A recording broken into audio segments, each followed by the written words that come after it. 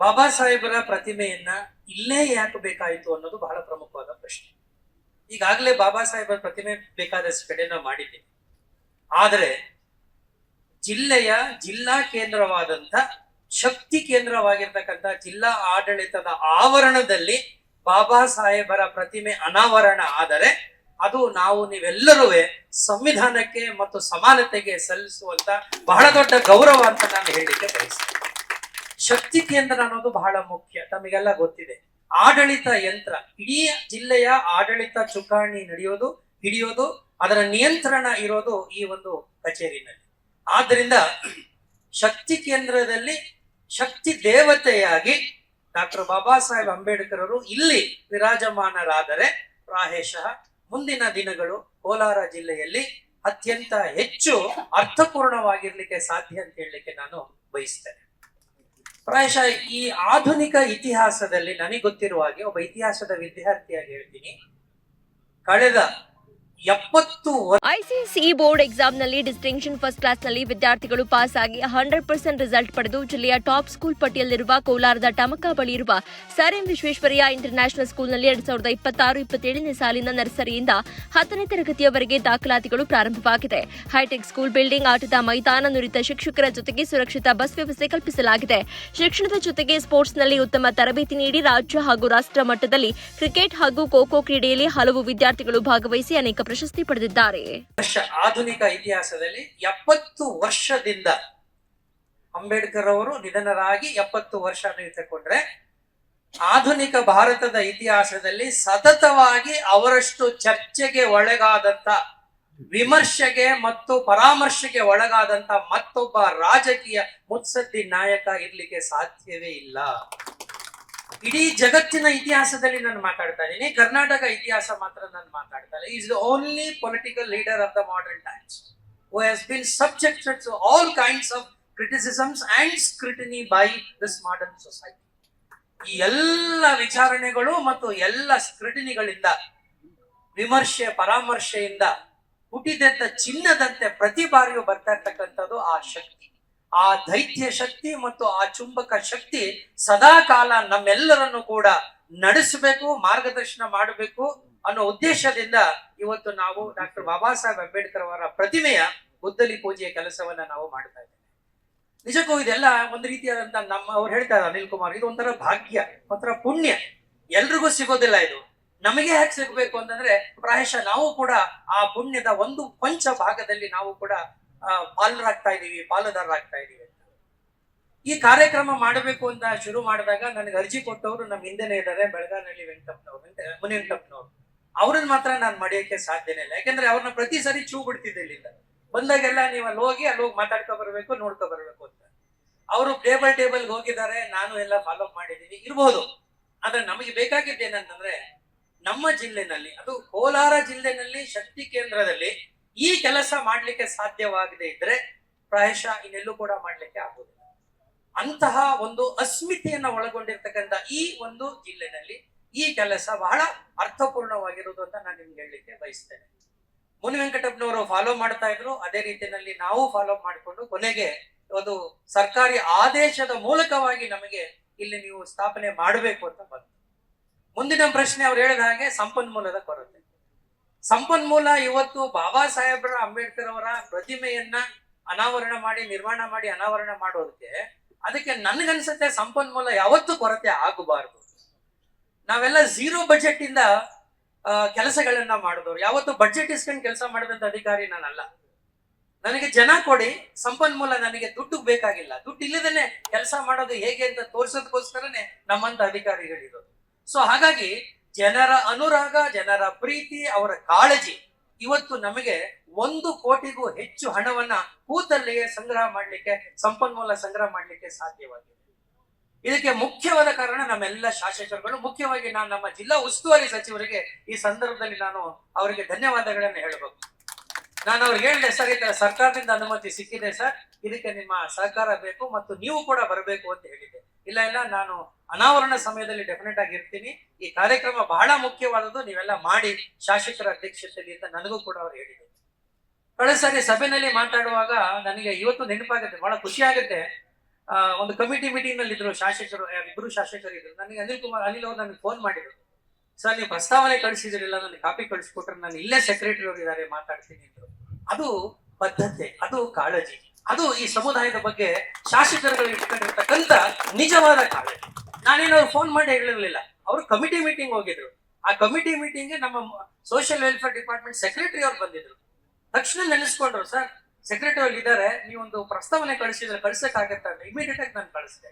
ಅಂದ್ರೆ ನಾವು ಒಂದು ಒಳ್ಳೆ ಕೆಲಸ ಮಾಡಬೇಕು. ಅದನ್ನಲ್ಲೂ ಬಾಬಾ ಸಾಹೇಬ್ರ ವಿಚಾರದಲ್ಲಿ ಯಾರೂ ಕೂಡ ಎರಡು ಮಾತಾಡ್ಲಿಕ್ಕೆ ಸಾಧ್ಯವೇ ಇಲ್ಲ ಅನ್ನುವಂತ ಮೇಲ್ಪಂಕ್ತಿಯನ್ನ ನಮ್ಮೆಲ್ಲ ಶಾಸಕರುಗಳು ಹಾಕೊಂಡಿದ್ದಾರೆ. ಮಾನ್ಯ ಶಾಸಕರಾದ ಕೊತ್ತೂರು ಮಂಜುನಾಥ್ ಅವರು ಹೇಳಿದ್ರು, ಅವತ್ತು ಮೀಟಿಂಗ್ ಕರೆದು ನಾನು ಹೇಳಿದ ತಕ್ಷಣ ಏನು ಹೇಳಿದ್ರು, ಬಹುಶಃ ನಾನೊಬ್ಬ ಇಷ್ಟೊಂದು ಪಾಸಿಟಿವ್ ಮೈಂಡೆಡ್ MLA ಅವ್ರನ್ನ ಮುಕ್ತವಾಗಿ ನಾನು ನೋಡಿರ್ತಕ್ಕಂಥದ್ದು ಬಹಳ ಕಡಿಮೆ. 18 ಜಿಲ್ಲೆಗಳಲ್ಲಿ ನಾನು ಅನೇಕ ಶಾಸಕರುಗಳು ನೋಡಿದ್ದೀನಿ, ತುಂಬಾ ಪಾಸಿಟಿವ್ ಆಗಿ ಮಾತಾಡ್ತಾರೆ, ಮುಕ್ತವಾಗಿ ಮಾತಾಡ್ತಾರೆ. ಕೆಲವ್ರಿಗೆ ಹೊರಟು ಅನ್ಸ್ಬೋದು, ಕೆಲವ್ರಿಗೆ ಓವರ್ ಅಂತ ಅನ್ಸ್ಬೋದು.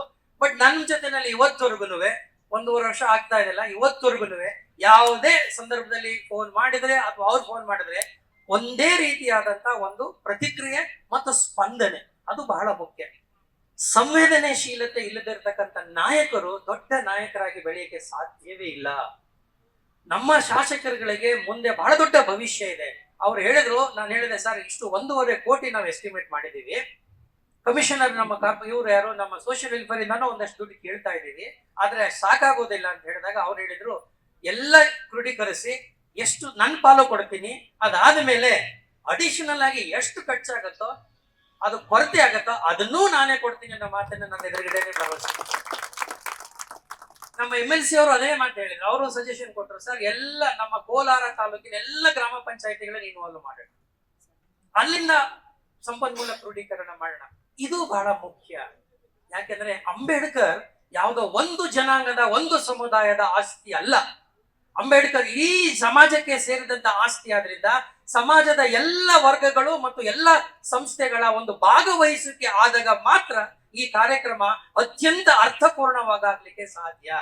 ಇಲ್ಲ ಇದು ಅವ್ರ ಸಮುದಾಯದವರು ಅವರೇ ಮಾಡಬೇಕು ಅನ್ನುವಂತ ಸಂಕುಚಿತವಾದ ಬುದ್ಧಿ ಇಟ್ಕೊಂಡು ನಾವು ಇನ್ನೂ ಆ ಹಿಂದೆ ಕೊಟ್ಟೋಗ್ತೀವಿ ವಿನಃ ಮುಂದೆ ಹೋಗ್ಲಿಕ್ಕೆ ಸಾಧ್ಯವಾಗೋದಿಲ್ಲ. ಅಂತಹ ಒಂದು ಉತ್ತಮವಾದಂತ ಎಲ್ಲರಿಗೂ ಸೇರಿದಂತ ಒಬ್ಬ ಸರ್ವಶ್ರೇಷ್ಠ ನಾಯಕನನ್ನ ಆರಾಧನೆ ಮಾಡ್ತಕ್ಕಂಥದ್ದು, ಗೌರವಿಸ್ತಕ್ಕಂಥ ಕೆಲಸ ಎಲ್ಲರಿಂದನೂ ಆಗಬೇಕು ಅನ್ನತಕ್ಕಂಥ ಒಂದು ಉತ್ಸಾಹ ಇದೆಯಲ್ಲ, ಕಾಳಜಿ ಇದೆಯಲ್ಲ, ಅದು ಬಹುಶಃ ನನಗನ್ಸುತ್ತೆ ಒಂದು ಬಹಳ ದೊಡ್ಡ ಮಾದರಿ, ಒಂದು ದೊಡ್ಡ ನಿದರ್ಶನ ಅಂತ ಹೇಳಲಿಕ್ಕೆ ನಾನು ಬಯಸ್ತೇನೆ. ಅದೇ ರೀತಿ ನಾನು ಎಲ್ಲ ಶಾಸಕರಿಗೂ ಪತ್ರ ಬರೆದಿದ್ದೀನಿ ಸರ್, ಜಿಲ್ಲಾ ಆಡಳಿತದ ಕಡೆಯಿಂದ ಸಂಸ್ಥೆಗಳಿಗೆ ಪತ್ರ ಬರೆದಿದ್ದೀನಿ, ಡೈರಿಯವರೆಗೂ ತಾವು ಹೇಳಿದ್ರಿ, ಕೂಡಾದವರಿಗೆ ಎಲ್ಲ ಶಾಸಕರುಗಳಿಗೂ ಸ್ಪಂದಿಸಿದ್ದಾರೆ. ನಮ್ಮ ಬಂಗಾರಪೇಟೆ ಶಾಸಕರು, KGF ಶಾಸಕರು, ಎಲ್ಲ ಶಾಸಕರಿಗೂ, ಮುಳಬಾಗಿಲು ಶಾಸಕರಿಗೂ ಮಾತಾಡಿದ್ರು.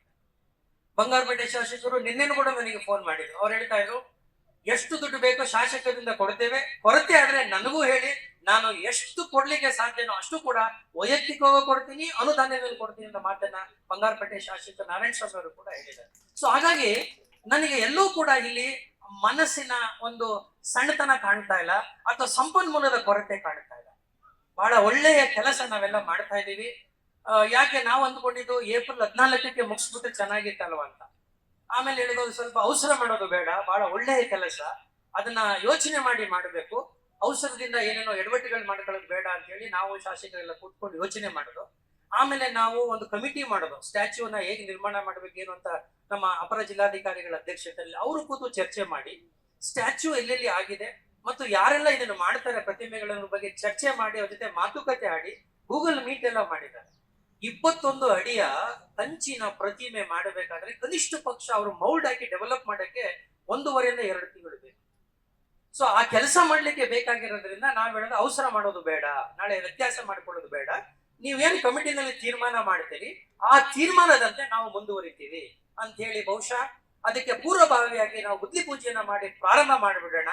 ಇದು 15ರಿಂದ ಒಂದು 20 ಮ್ಯಾಕ್ಸಿಮಮ್ 1 ತಿಂಗಳೊಳಗಡೆ ಇಲ್ಲಿ ಏನು ಒಂದು ಪ್ಲಾಟ್ಫಾರ್ಮ್ ಬೇಕು ಮತ್ತು ಆಲ್ಟರ್ ಬೇಕು, ಆ ಒಂದು ಇದನ್ನೆಲ್ಲ ಸಂಪೂರ್ಣವಾಗಿ ಮಾಡಿಕೊಂಡು ಬ್ಯೂಟಿಫಿಕೇಶನ್ ಎಲ್ಲ ಮಾಡಿಕೊಟ್ರೆ ಬಹುಶಃ ಇನ್ನೊಂದು 2 ತಿಂಗಳೊಳಗಡೆ, ಮ್ಯಾಕ್ಸಿಮಮ್ 2.5 ತಿಂಗಳೊಳಗಡೆ ನಮಗೆ ಅದ್ಭುತವಾದಂತಹ ಸುಂದರವಾದಂತಹ ಆ ಒಂದು ಪ್ರತಿಮೆ ನಿರ್ಮಾಣ ಆಗಿ ಬರೋಷ್ಟೊತ್ತಿಗೆ ನಾವು ಆ ಸಂದರ್ಭದಲ್ಲಿ ಒಂದು ಅದ್ಭುತವಾದ ಒಳ್ಳೆಯ ಕೆಲಸವನ್ನ ನಾವು ಕಾರ್ಯಕ್ರಮವನ್ನ ಮಾಡೋಣ ಅಂತ ತೀರ್ಮಾನ ಮಾಡಿದ್ದೇವೆ. ಇದಕ್ಕೆ ಬಹಳ ಮುಖ್ಯವಾಗಿ ನಾನು ನಮ್ಮ ಎಲ್ಲ ಈ ಸಮಾಜದ ಮುಖಂಡರುಗಳು, ಸಂಘಟನೆ ನಾಯಕರುಗಳಿಗೆ ಈ ಸಂದರ್ಭದಲ್ಲಿ ನಾನು ಹೃತ್ಪೂರ್ವಕವಾದಂತ ಧನ್ಯವಾದಗಳು ಹೇಳಲೇಬೇಕು. ಯಾಕಂದ್ರೆ ನಾನು ಎಲ್ಲರಿಗೂ ಹೇಳಿದ ಕೂಡ ಅವರು ಸಹ ತಾವು ಮಾಡಿ, ನಾವು ನಿಮ್ಮಿಂದ ಇರ್ತೀವಿ, ತಾವು ಮಾಡಿ ಒಳ್ಳೆ ಕೆಲಸ, ನಮ್ಮೆಲ್ಲರ ಸಹಕಾರ ನಿಮ್ಮ ಜೊತೆಲಿ ಇದೆ, ಜಿಲ್ಲಾ ಆಡಳಿತ ಮಾಡೋ ಒಳ್ಳೆ ಕೆಲಸದಿಂದ ನಾವಿದ್ದೀವಿ ಎನ್ನುವ ಒಂದು ಅಭಯವನ್ನ ತಾವೆಲ್ಲರೂ ಕೊಟ್ಟಿದ್ರಿಂದ ಇವತ್ತು ಒಳ್ಳೆಯ ಕೆಲಸ ಇವತ್ತು ಆಗ್ತಾ ಇದೆ. ಸರ್ಕಾರವನ್ನ ನಾವೆಲ್ಲರೂ ನೆನಪಿಟ್ಕೋಬೇಕು. ಇವತ್ತಿನ ಏನು ನಮ್ಮನ್ಯ ಸಿದ್ದರಾಮಯ್ಯನವರ ಸರ್ಕಾರ ಇದೆ, ನಾವು ಯಾವುದೇ ಪ್ರಪೋಸಲ್ ಕಳಿಸಿದ್ರು ಕೂಡ ಯಾವುದು ಕೂಡ ನಮ್ಗೆ ಹಿಂದಕ್ಕೆ ಬರ್ತಾ ಇಲ್ಲ. ಎಲ್ಲವನ್ನೂ ಕೂಡ ಅವರು ಅಪ್ರೂವ್ ಮಾಡಿ ಕಳಿಸ್ಕೊಡ್ತಾರೆ. ನೀವು ಕೆಲಸ ಮಾಡಿ ಆಮೇಲೆ ನಿಮಗೆ ಚಿಂತೆ ಮಾಡಬೇಡಿ ದುಡ್ಡಿನ ವಿಚಾರ ಅನ್ನುವಷ್ಟು ಒಂದು ಪ್ರೋತ್ಸಾಹವನ್ನ ಕೊಡ್ತಾ ಇರುವ ಹಿನ್ನೆಲೆಯಲ್ಲಿ ಇವತ್ತು ನಾವು ನೀವೆಲ್ಲರೂ ಈ ಒಂದು ಐತಿಹಾಸಿಕ ಕ್ಷಣ, ಅದು land mark in the history of ಏನೋ ನಮ್ಮ ಕೋಲಾರ ಡಿಸ್ಟ್ರಿಕ್ಟ್ ಅಂತ ನಾನು ಹೇಳಲಿಕ್ಕೆ ಬಯಸ್ತೇನೆ. ಸೊ ಆದ್ರಿಂದ ತಮ್ಮೆಲ್ಲರ ಭಾಗವಹಿಸುವಿಕೆ ಇದೇ ರೀತಿ ಮುಂದುವರಿಲಿ. ಆದಷ್ಟು ಬೇಗ ನಾವು ನೀವು ಏನು ಆ ಕನಸು ಕಂಡಿದ್ದೀವೋ, ನಾವು ನೀವು ಏನು ಆ ಒಂದು ನಿರೀಕ್ಷಣೆ ಇಟ್ಕೊಂಡಿದೀವೋ, ಅದು ಆ ಕ್ಷಣಗಳು ಬೇಗ ಬರಲಿ ಅನ್ನೋ ಮಾತನ್ನ ಹೇಳ್ತಾ, ಜಿಲ್ಲಾ ಆಡಳಿತದ ಪರವಾಗಿ ವೈಯಕ್ತಿಕವಾಗಿ ಎಲ್ಲರಿಗೂ ನಾನು ಹೃತ್ಪೂರ್ವಕವಾದಂತಹ ಧನ್ಯವಾದಗಳನ್ನು ತಿಳಿಸ್ಲಿಕ್ಕೆ ನಾನು ಬಯಸ್ತೇನೆ. ಆಮೇಲೆ ಮಾನ್ಯ ಶಾಸಕರು ಹೇಳಿದ ಅಂಬೇಡ್ಕರ್ ಸಂಬಂಧವಾಗಿ ಇನ್ನೆರಡು ವಿಚಾರಗಳು ಹೇಳಿದ್ರು. ಈ ಒಂದು ಪ್ರಪೋಸಲ್ ಕೂಡ ಮುನಿವೆಂಕಟಪ್ಪನವರೇ ತಂದಿದ್ರು, ಯಾವುದು ಮ್ಯೂಸಿಯಂ ಮಾಡಬೇಕು ನಮ್ಮ ಕೋಲಾರ ಜಿಲ್ಲೆಯಲ್ಲಿ. ಅವರು ಪಾಪ 3-4 ತಿಂಗಳ ಹಿಂದೆನೆ CM ಮುನಿಯಪ್ಪನವರು ಬಂದು ಹೇಳಿದ್ರು, ಅರ್ಜಿ ತಗೊಂಡು ಅವರೇ ಕೊಟ್ಟುಬಿಟ್ಟಿದ್ರು. ನಮ್ಮ ಜಾಯಿಂಟ್ ಡೈರೆಕ್ಟರ್ ಅವರು ತಹಶೀಲ್ದಾರ್ ಕಳಿಸಿದ್ರು, ಬಟ್ ಏನು ಕೆಲಸ ಆಗಿರ್ಲಿಲ್ಲ.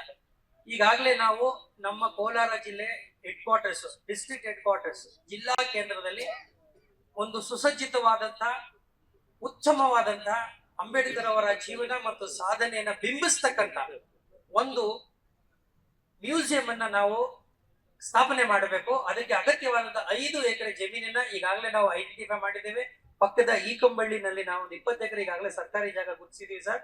ಅದು ಹೈವೇ ಕೂಡ ಬಹಳ ಹತ್ತಿರದಲ್ಲಿದೆ, ರೋಡ್ ಅಪ್ರೋಚ್ ಕೂಡ ಇದೆ. ಅಲ್ಲಿ 5 ಎಕರೆ ಜಾಗವನ್ನ ಸದ್ಯದಲ್ಲೇ ಆ ಒಂದು ಮ್ಯೂಸಿಯಂಗೆ ನಾವು ಮಂಜೂರು ಮಾಡೋ ಕೆಲಸವನ್ನ ಮಾಡ್ತೀನಿ ಅಂತ ಈ ಸಂದರ್ಭದಲ್ಲಿ ಹೇಳ್ತೇನೆ. ಇದರ ಜೊತೆನಲ್ಲಿ ನಮ್ಮ ಜಿಲ್ಲಾ ಕೇಂದ್ರದಲ್ಲಿ ನಾನೇ ಹೇಳ್ತಾ ಇದ್ದೆ, ಒಂದು ಬೌದ್ಧ ವಿಹಾರ ಇಲ್ಲ, ಬೌದ್ಧ ಕೇಂದ್ರ ಇಲ್ಲ ಅಂತ ಮುನಿವೆಂಕಟಪ್ಪನವ್ರು ಹೇಳಿದೆ, ಮತ್ತೆ ವಿಜಯ್ ಕುಮಾರ್ ಅವರು ಹೇಳಿದೆ. ನೀವು ಅರ್ಜಿ ಕೊಟ್ರೆ ನಾನು ಮಾಡ್ಬೋದು, ಅರ್ಜಿನೇ ಇಲ್ಲದೆ ನಾನು ಹೆಂಗ್ ಮಾಡ್ಲಿ ಅಂದಾಗ ತಕ್ಷಣ ಒಂದು ಅರ್ಜಿ ಕೊಟ್ರು. ಈಗ ಮಂಗಸಂದ್ರ ಹತ್ರ ಒಂದ್ 2 ಎಕರೆ ಜಮೀನು ಹಿಂದೆ ಏನ್ ನೋಡಿದ್ರು ಆ ಜಾಗವನ್ನು ಕೂಡ ಗುರುತಿಸಿದ್ದೇವೆ. ಸದ್ಯದಲ್ಲೇ ಆ ಒಂದು ಕೆಲಸವನ್ನು ಕೂಡ ನಮ್ಮ ಜಿಲ್ಲಾ ಆಡಳಿತದಿಂದ ಮಾಡಿಕೊಡ್ತೇವೆ. ಒಟ್ಟಿನಲ್ಲಿ ಅಂಬೇಡ್ಕರ್ ಅವರ ಹೆಸರನ್ನ ಚಿರಸ್ಥಾಯಿಯನ್ನಾಗಿ ಮಾಡತಕ್ಕಂತ, ಅವರಿಗೆ ನಾವು ಏನೆಲ್ಲ ಸಾಧ್ಯತೆಗಳಿದೆಯೋ ಆ ಎಲ್ಲ ಸಾಧ್ಯವಾದ ಕೊಡುಗೆಗಳನ್ನ ಕೊಡುವ ಕೆಲಸವನ್ನ ಜಿಲ್ಲಾ ಆಡಳಿತ ಅತ್ಯಂತ ಮುಕ್ತವಾಗಿ ನಿರ್ವಹಿಸುತ್ತೆ, ಮಾಡುತ್ತೆ ಅನ್ನೋ ಮಾತನ್ನು ಹೇಳ್ತಾ, ನಿಮ್ಮೆಲ್ಲರ ಸಹಕಾರವನ್ನ ಮತ್ತೊಮ್ಮೆ ನೆನೆಯುತ್ತಾ ನನ್ನ ಮಾತುಗಳು ಮುಗಿಸ್ತೇನೆ.